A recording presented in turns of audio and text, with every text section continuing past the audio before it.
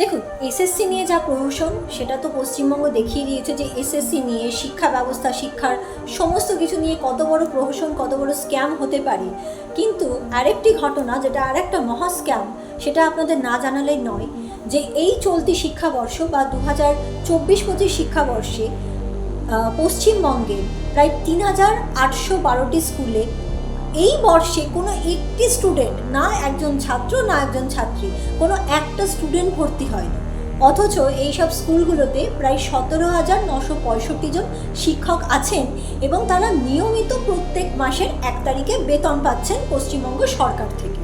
তো এর থেকে বড় স্ক্যামার কি হতে পারে? এটাই যদি উন্নয়নের মডেল হয়, যে শিক্ষক আছেন, স্কুল আছে, কিন্তু কোনো শিক্ষার্থী নেই।